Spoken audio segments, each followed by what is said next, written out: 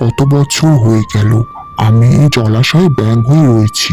আমি কি আর আমার মহলে ফিরতে পারবো না? হ্যাঁ রে মা পদ্ম, এই বৃষ্টিতে বেরোস না, ঠান্ডা লেগে যাবে। আজ অনেক বৃষ্টি পড়ছে, ইস যদি ভিজতে পারতাম। কি রে পদ্ম, ভিজবি না? দেখ আমরা বৃষ্টিতে ভিজছি, তাড়াতাড়ি বেরিয়ে আয়। মা দেখার আগে আমি বেরিয়ে যাই। চল আমরা দেখিতে কি ডুব দিয়ে আসি। শুনেছিস আমাদের রাজকুমারকে নাকি খুঁজে পাওয়া যাচ্ছে না? কি বলছিস রে? এই দেখিতে কত শাপলা পদ্ম ফুল ফুটে আছে, কিছু তুলে আনি।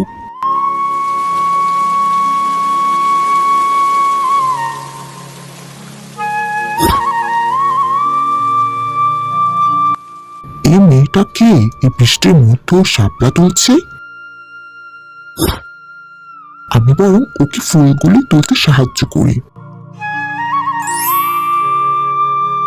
এ কি, ব্যাংকটা আমাকে শাপলা তুলতে সাহায্য করছে?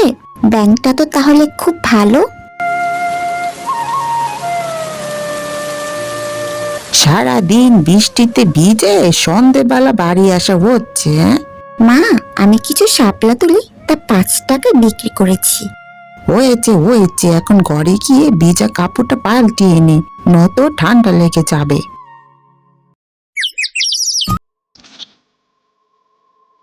কাল ব্যাংকটা আমাকে শাপলা তুলতে কত সাহায্য করলো, আমি বরং ওর জন্য কিছু ফড়িং নিয়ে যাই।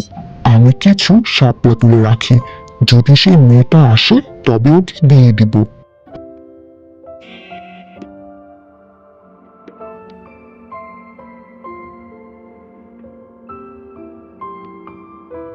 ব্যাংক বন্ধু, তুমি কোথায়?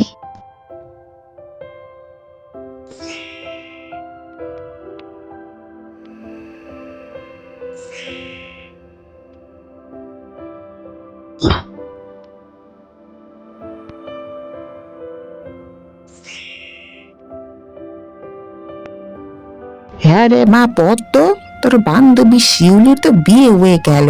সেই ছেলের কি সম্পত্তি, 2 বিঘা জমি আছে, গোলা ভরা ধান রয়েছে। এমন একটা ছেলের হাতে যদি তোকে তুলে দিতে পারতুম। না মা, এমন কোনো ছেলেকেই আমি বিয়ে করব না। আমি তো ব্যাংকে পছন্দ করি, আর বিয়ে করলে ওকেই করব। ও কি কথা, ব্যাঙ আর মানুষের কি কখনো বিয়ে হয়? পদ্মকে আমার খুব ভালো লাগে, কিন্তু পদ্ম কত সুন্দর একটা মেয়ে, ও কি আমায় পছন্দ করবে? ওই তো পদ্ম আসছে। ব্যাংক বন্ধু তুমি কোথায়? ব্যাংক বন্ধু, তোমাকে আমার খুব ভালো লাগে, তুমি কি আমায় বিয়ে করবে? এ কি, কে তুমি? আমার ব্যাংক বন্ধু কোথায়? আমি তোমাদের রাজ্যের রাজকুমার বীর সিংহ। রাজকুমার বীরসিংহ? কয়েক মাস আগে এক সাধু ব্যাঙের রূপ নিয়ে এই দেশের জলাশয়ে ঘুরে বেড়াচ্ছিল। আমি এখানে আসতেই ব্যাঙটি আমার কাছে আসে। তখন আমি ঘেন্নায় সে ব্যাঙটিকে মেরে ফেলি। তখন ব্যাঙটি সাধু রূপে আসে ও আমাকে অভিশাপ দেয়। তোর এত অহংকার, সামান্য একটা ব্যাঙকে তুই মেরে ফেললি?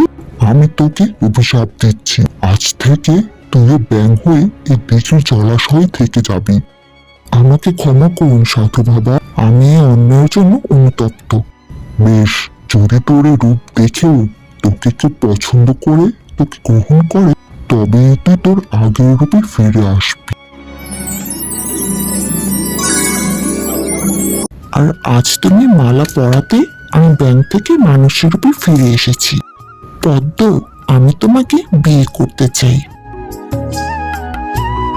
গরিবের মেয়েও যে রাজরানী হতে পারে, তা আমার পদ্মমাকে না দেখলে বোঝাই যেত না। বন্ধুরা, গল্পটি তোমাদের কেমন লেগেছে? যদি ভালো লেগে থাকে তবে চ্যানেলটি সাবস্ক্রাইব করে আমাদের পাশেই থেকো।